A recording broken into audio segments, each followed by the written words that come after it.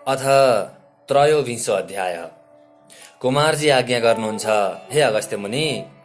नवराज ब्राह्मण पिताको खबर गर्न गएपछि नवराजकी स्त्री चन्द्रावतीले सासु गोमासित भनिन्, हे माता, म माइत नगएको धेरै दिन भयो।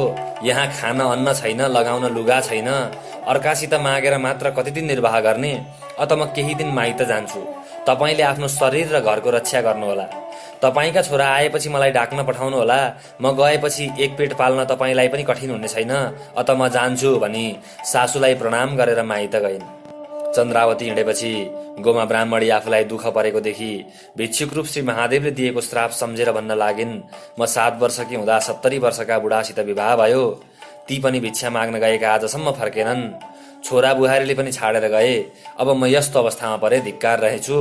उस दिन मलाई श्राप दिने भिक्षुक श्री महादेव रहेछन्। हे जगदीश्वर, मैले जानिन, मेरो अपराध क्षमा गर। हे शम्भु, हजुरलाई कोटी कोटी नमस्कार छ। अब मेरो रक्षा गर, यो प्राण हर भन्दै आँसु धारा बगाई रोई कराई बौला जस्तै भएर हिँड्न लागिन्। यो कुरा कैलाशमा पार्वतीले चाल पाएर महादेवको आनन्द समयमा बिन्ती गरिन्, हे नाथ, त्यो गोमाको दुःख हेर्नुहोस्। त्यो पनि हजुरकी पत्नी हो। त्यसलाई कष्ट दिनु योग्य छैन। मलाई साह्रै दया लाग्यो। म त्यसको केही उपाय गरौँ कि? आज्ञा भई स्वस्थानी परमेश्वरीको व्रत गराउँ र दुःखका सिन्धुबाट पारोली। यति पार्वतीको प्रार्थना सुनि महादेवले भन्नुहुन्छ, त्यसो भए स्वस्थानी परमेश्वरीको व्रत गर्न सुझाउ भनी आज्ञा दिनुभयो। अनि सप्तऋषिलाई डाकी, तिमीहरू मर्त्यमण्डलमा जाओ र चन्द्रज्योति नगरमा गोमा नामकी ब्राह्मणी साह्रै कष्टमा परेकी छ, उसलाई स्वस्थानी परमेश्वरीको व्रत गराई आओ। यति भनी आफूलाई विष्णुले बताएको सम्पूर्ण विधि बताइन्। यति पार्वतीको आज्ञा सुनि सप्तऋषिले हवस् भनेर मर्त्यमण्डलमा पुगी चन्द्रज्योति नगरको बाहिर गोठाला केटाहरूसित यहाँ को दुखी छ भनी सोधे र गोठालाहरूले यस चन्द्रज्योति नगरमा त्यस्ता दुखी कोही पनि छैनन्। सहर बाहिर गोमा नामकी ब्राह्मणी साह्रै कष्टमा छन्, त्यही गई सोध भनेर घर पनि देखाइदिए। अनि सप्तऋषिहरू तिनको घर पुगे। गोमाले पनि सप्तऋषिहरूलाई देखेर प्रणाम गरी भित्र लगेर पिरामा बसाली, हे ऋषिश्वर हो, म यस्ती पापिनीका घरमा के कामले दर्शन दिनुभयो? आज्ञा होस् भनिन्। र सप्तऋषिहरू भन्दछन्, हे गोमा, तिमी साह्रै नै दुखी हुनाले श्री स्वस्थानी परमेश्वरीको व्रत गराउन आयौ। अब तिमी एकाग्र भएर सुन। सत्ययुगमा हिमालय पर्वतकी पुत्री पार्वतीले महादेव स्वामी पाउनका लागि गरेको त्यो व्रत पौष शुक्ल पूर्णिमादेखि आरम्भ गर्नुपर्दछ। हातखुट्टाका नङ काटी पवित्र भई एकभक्त रही एकचित्त गरी नित्य मध्याह्न कालमा श्री महादेवको पूजा गर्नु। माघ शुक्ल पूर्णिमाको दिन अष्टोत्तर 100 रोटी, अष्टोत्तर 100 अक्षता, अष्टोत्तर 100 जाति जातका फूल र नाना उपचार तयार गरी आरसीमा ओमकार लेखी गंगाजलले स्नान गराई रक्तचन्दन, श्रीखण्ड, सिन्दूर, पुष्पमाला, वस्त्र, धूप, दीप, नैवेद्य, मेवा, मिष्ठान्न, कस्तुरी भेटी चढाई स्वस्थानी परमेश्वरीको पूजा गरेर कथा सुन्नु। कथा सुन्ने कोही नभई आफै भन्नु र आफै सुन्नु।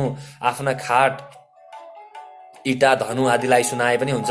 त्यसपछि जुन कामनाले व्रत गरेको छ, मेरो अमुक कामना सिद्ध होस् भनेर अर्घ्य दिई जप, ध्यान, स्तुति गर्नु। श्री स्वस्थानी परमेश्वरी भनेकी कस्ती छन् भने, हे ग्रोमा ब्राह्मणी, ध्यानपूर्वक सुन।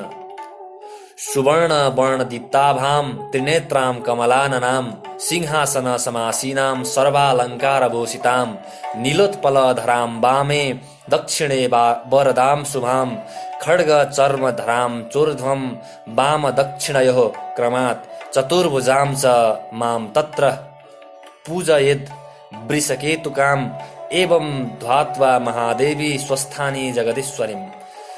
पीतवर्ण सुवर्ण भन्दा पनि दिव्य वर्ण भएकी, 3 नेत्र भएकी, कमल पुष्प चाहिँ मुखमण्डल भएकी, नाना अलङ्कार पहिरी सिंहासनमा बसेकी, खड्ग चर्म र नीलोत्पल लगाएकी, 4 बाहु भएकी यस्ती श्री परमेश्वरी स्वस्थानी हृदयले सम्झी त्यही मेरो पनि पूजन गर्नु भनी स्वयं महादेवले आज्ञा भएको छ। यस्ती स्वस्थानी परमेश्वरीको ध्यान गरेर निम्नलिखित मन्त्र पाठ गर्नु। नमस्तु जगन्मात स्वस्थानी सर्वमङ्गले तव प्रसादात् देवे शिव्रत पूर्ण तत्तवाज्ञया।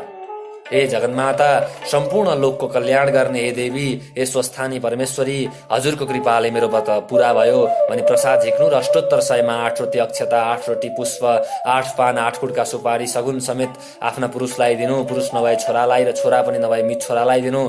मित छोरा पनि नभए आफ्नो अमुक कामना सिद्ध होस् भनेर गङ्गामा बगाइदिनु र 100 रोटी आफूले फलाहार गरी रात्रिमा जागराम बस्नु। हे गोमा, यति गरेपछि स्वस्थानी परमेश्वरीको व्रतको प्रभावले तिम्रो सबै दुःख नाश हुनेछ, अन्यथा नमाने। यही व्रतका प्रभावले पार्वतीले महादेव स्वामी पाइथिन्। अब हामी जान्छौँ। यति सप्तऋषिले भनेको सुनि गोमा मनमा आनन्द मान्दै भनिन्, हे ऋषीश्वर हो, म यस्तै पापिनीका घरमा केही छैन, केले आतिथ्य गरौँ? पसलबाट पान किनेर ल्याउँछु भने चर्खामा रहेको धागोको लरिया लिएर घरबाट निस्किन्। सप्तऋषिहरूले गोमाको कष्ट देखेर साह्रै दया लागि 7वटा सुनका कौडी आफूहरू बसेको पिराका मुनि छोडेर गए। इति श्री स्कन्द पुराणे केदारखण्डे माघ महात्म्ये कुमार अगस्त्य संवादे श्री स्वस्थानी परमेश्वर्या व्रतकथायां सप्तऋषि व्रतोपदेशो नाम 23 अध्याय।